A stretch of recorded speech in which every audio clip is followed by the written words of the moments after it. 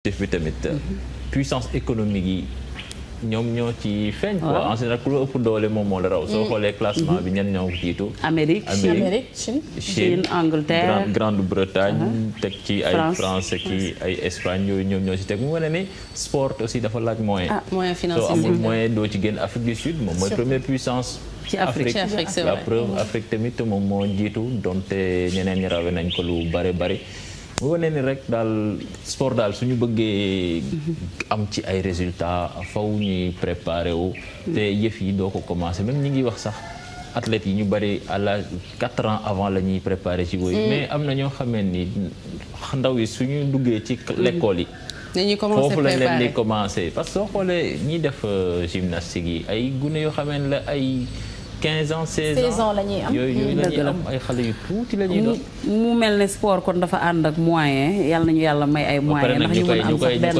ñu koy tàmbalee ci école teel à bas âge ci école. dëgg la bàyyi jàng ba bàyyi jàng ne xaaral ma daw yi. loolu day fekk nga magal nga magal. parce que soo xoolee léegi États-Unis ku fa bëgg a nekk sportif de haut niveau foog nga jàng. obligé ci université bi ngay génnee dem defi sport sinon doo ko mës a def. doo ko mën def c'est vrai. wane ni les études sont primordiales. merci beaucoup Cheikh Tidiane Bijou il est l'heure de la météo. waaw képp sama jaay ci dëgër fir rek jéem a def météo fii ci plateau bi ndax tey dafa mel ni journée bu nar a tàng lañu nar a am et puis sax daf may jox luy war a taw waaye nag buñ ci bëggee am lu ñu leer ñu ànd seetaan ko ak Dieynaba Seydou Ba. Yotox moo leen di may seen météo.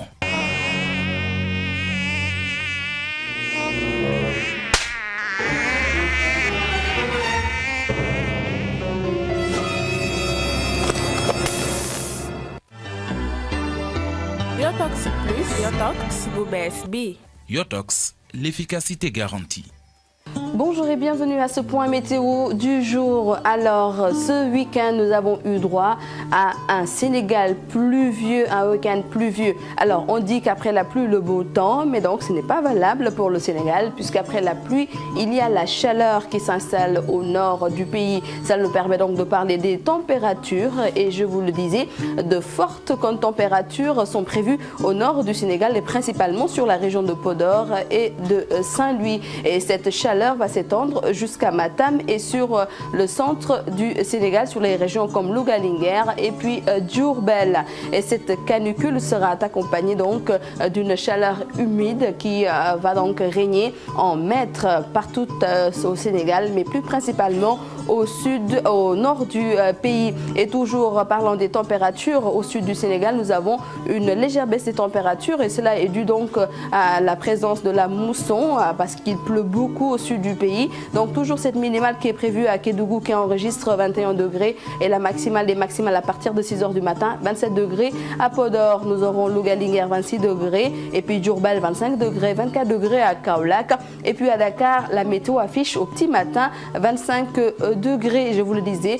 Donc les températures sont à la baisse au sud du pays, ce qui fait que dans l'après-midi, nous aurons des températures comme 32 degrés à Ziguinchor, 31 degrés également à Kolda, 30 degrés à Kédougou, et puis Dakar enregistre la plus petite température, 29 degrés à partir de 15 heures, et toujours la plus grosse température chez mes parents Halpulaar, c'est à Podor qui enregistre 38 degrés. Et parlons des pluies, cette même tendance des manifestations pluvio-orageuses va se poursuivre partout au Sénégal, avec toujours des pluies qui sont prévues au sud du Sénégal, sur la bande donc Ziguinchor, Kolda, Kédougou, en passant bien sûr par Sédhiou. Donc ces pluies qui vont un peu progresser au centre du Sénégal, sur les régions donc de Diourbel et puis de Kaolack. Des pluies également prévues à Tambacounda. Cela peut s'étendre jusqu'à vers la région de Dakar. Par contre, il y aura une alternance de soleil et de nuages sur les régions donc de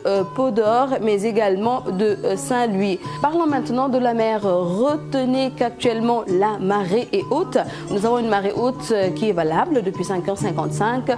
Une marée basse va entrer aujourd'hui en vigueur à partir de 12h10. Quant au roi soleil, il va se réveiller aujourd'hui à 6h55, peu après donc le démarrage de Yaoulen. Son coucher est prévu aujourd'hui à 19h33, et c'est l'heure de la rupture du jeûne. Voilà, c'est tout pour la météo d'aujourd'hui. Merci d'avoir suivi. À demain. Yotox moo leen doon may seen météo.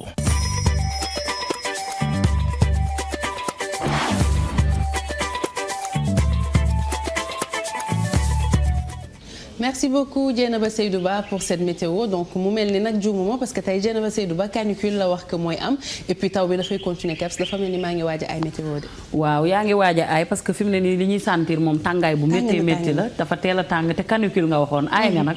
bokkuma ci des fois ñu kii la nga dem ci météo bi. waaye météo dafa garaaw de bés boo juumee di nga am problème boo xam ne ndax annoncé woon naa fi tawul. en tout cas merci beaucoup ci page météo bi nga xam ne dañ koy def chaque matin ci seen émission yeewu leen wante nag tàngaay bi nee naa leen tey comme ni ko Bijou waxee rek canicule bu métti la te ñun commencé nañ ko sentir déjà léegi nag li ñuy def mooy dañuy jàll ci la une des journaux ak Cheikh Tidiane. Cheikh Tidiane et Marie-Christine Bon courage. Voilà. Co-présentation J'en aurais besoin. Et on attend sagement Gervais Yao. Voilà, et nous démarrons avec l'Observateur qui met à sa une ce démantèlement d'un présumé réseau de faussaires. Comment Ibrahima Gueye, le chef de protocole du ministre de l'Intérieur, a été arrêté avec de faux billets, des faux billets de 500 €, de 100 € et 1 million de francs CFA saisis par devers lui. Le rappeur Akbess et son père mis sous mandat de dépôt. Toujours à la une de l'Observateur, conflit d'intérêts entre l'APR et ses alliés de la mouvance présidentielle. Macky Sall pris entre parti et patrie. Le directoire de l'APR, nous avons perdu la primature et l'Assemblée nationale. Le Sénat doit nous revenir. Macky Sall qui parle, je resterai le chef du parti. Et puis après 4 mois de bouderie, Macky Sall aménage au palais en son retour de la Mecque. Et puis toujours à la une de l'Obs, Marie-Christine, c'est pas encore fini. Enquête sur le meilleur buteur des Olympiques, les secrets jamais racontés de Moussa Konaté, l'histoire d'un gardien de but devenu buteur. Maintenant, on passe au populaire. Le populaire polémique autour de la déclaration de politique générale du Premier ministre, professeur El Hadji Mbodj, clôt le débat. L'article 97 du règlement intérieur de l'Assemblée est anticonstitutionnel. Le règlement doit réglementer l'organisation et le fonctionnement interne de l'Assemblée et se garder de sortir de ce cadre. Et puis Maître Doudou Ndoye, Abdoul Mbaye peut présenter sa déclaration de politique générale aussi longtemps que la vie politique peut l'accepter. Et puis d'importants dégâts, beaucoup de sinistres après les pluies du week-end. Bombay sous les eaux, Touba touché. Et puis, accident à Yarach, magasin, un Ndiaga Ndiaye heurte un Temdik, bilan 37 blessés. Le chauffeur du car Ndiaga Ndiaye doublé en 3e position. Direct Info, interview de Madame Khoudiambaye, ministre de l'Urbanisme et de l'Habitat. Le plan Diakhaï a été une vaste escroquerie politique. Puis toujours à la une de ce journal, Ramadan de femmes, de femmes étranglées par la crise, multiples acrobaties pour faire bouillir la marmite. Le quotidien national, Le Soleil, qui nous parle de santé avec les dons de sang à Dakar, qui passent de 12 000 en 2006 à 24 000 en 2011. Coopération Sénégal-Brésil, plus de 20 000 ordinateurs de poche pour les opérations de recensement. Rewmi Quotidien, l'équilibre, Rewmi Quotidien, super décret signé par Wade entre les deux tours. Macky casse tout, des 4x4 et des indemnités aux généraux, même à la retraite. Puis député Khadim Thioune sur l'affaire Béthio Thioune, ce n'est pas la première fois qu'un talibé meurt dans une famille religieuse. Et puis Farba Senghor qui attaque Barthélémy Diaz n'a pas sa place à l'Assemblée nationale. Léoto, on parle de lutte avec des révélations. Aboundour, journaliste à Sunulamb, Ama Baldé, Guigui, un choc de déclic. Marley, un jeune très dangereux, Hassan Ndiaye, a été promoteur de la saison. Et puis le calme olympien de Yekini au Radisson m'avait trop impressionné. Sunulamb, bilan de l'écurie Wallo, 14 victoires contre 10 défaites. L'acte 2 descend de son piédestal. Puis double S sur l'élimination de Malal Ndiaye et Isabelle Sambou. Je ne vois pas très bien.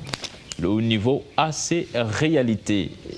Et puis Ama revoit ses ambitions à la baisse, prêt à croiser Tidiane Faye, Amaner et Lacrose.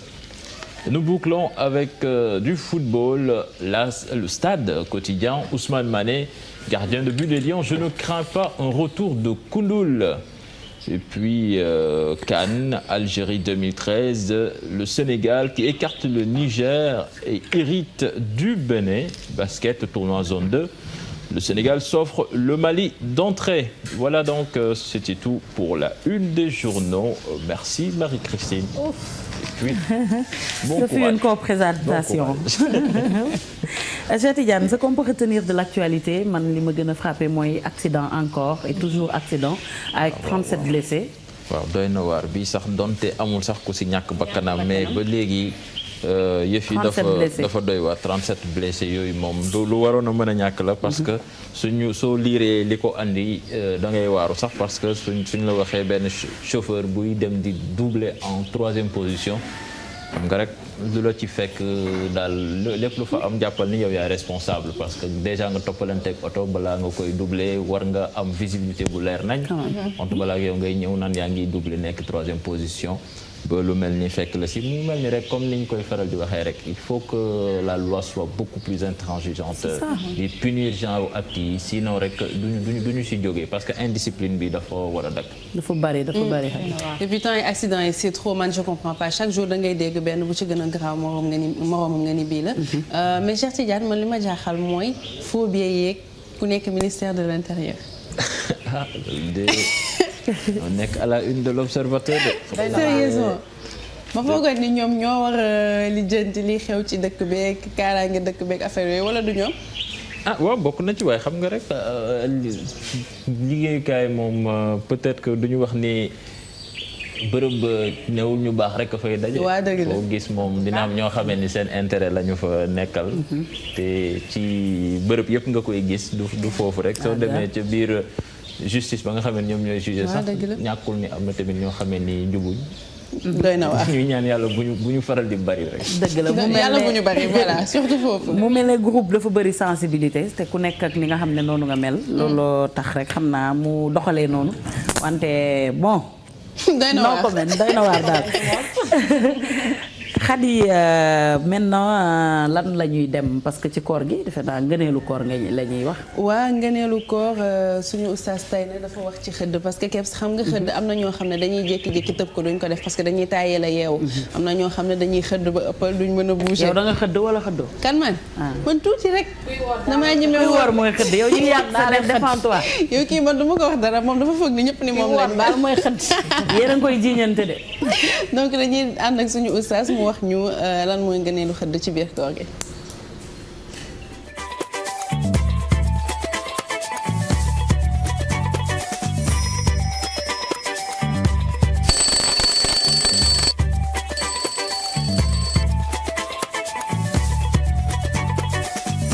mbokk yi asalaamaaleykum wa rahmatullah ñu ngi nuyu mboolem koo xam ne yaa ngi toog jàkkaarloog seen télévision Futurs Médias ci émission bii di yeewu leen ñu ngi nuyu soxna yu tedd yu baax yooyu le di leen ziar di leen ndokkeel ci bis bu tedd bi mbokk yi tabarkalaaw tey télévision Futurs Médias li ma leen indil xëyee leen ko mooy tabarkalaaw nañu bàyyi yàq ndax yàq yàlla bëgg ko ci wàllu dundin ci wàllu lekk bu ñu yàq booy jënd loo xam ni lu doy la booy saraxe sax nga génne saraxe waaye jëndal loo xam ni tabaarakallaahu doy lu doy waa kër gi la waaye bàyyil di jël sa alal di ko yàq bàyyil di jël lekk di ko yàq ndax yàlla nee na bu leen yàq kullu washrabu waaye wala tusrifu yàlla nee na lekk leen naan leen mais bu leen yàq baaxul ndax yàlla nee na ñiy yàq ay mbokki seytaane lañu kon mbokk yi loolu ku nekk war na ko daw wala tubazzir tabzira innal mubazzirina kaanu ixwaana shayatini yàlla nee na ñi nga xam ne ay yàqkat lañu ñooñu ay mbokki seytaane lañu kon mbokk yi tabarakallahu nit war na bàyyi xel boppam nag xam li ko fi indi waaye it nag waxuma di sakkanal waaye ngay dundee goo xam ni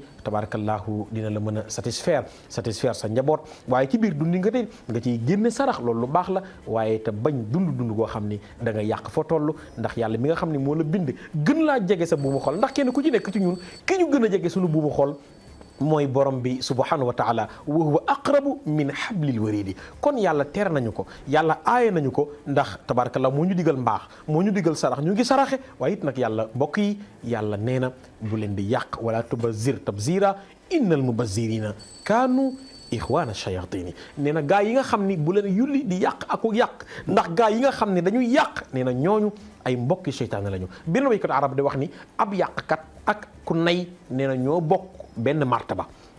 ni ñuy attee ku nay la ñuy attee ab yàqkat am na ko xam ne day mel ni ku tabee fekk du tab loolu yàqkat la bu leen jaawale tab ak yàqkat kon kii yàq ak ab nay ñoo bokk benn martaba kon bokk yàq baaxul kullu washrabu yàlla ne lekk leen naan leen di lekk lu baax di naan lu baax di def lu baax waaye wala tusrifu bu leen yàq ndax yàq baaxul ndax innal mubazzirina kaanu ixwaana shayatini yàqkat yooyu kat ay mbokki seytaane lañu dig daje suba insha allahu taala ci heure bi télévision Futurs Médias indi leen leneen ci nit war a mën a dundee ci biir weeru koor après weeru koor xam ne l'islam bii ñu nekk daal mbokk yi ci fulla la mësi dox al islaamu diinun jaamiun bayna tarafay dunia wal axiratu wal qaaidatu fi zalika qawlihi taala wa ahsin kama ahsana allahu ilayka yàlla ni wala tansa nasibaka mooy nit ku nekk am na cër ci àdduna waaye cër bi nga am ci àdduna bul ko fàtte wasalaamu aleykum wa rahmatullahi taala wa barakaatu.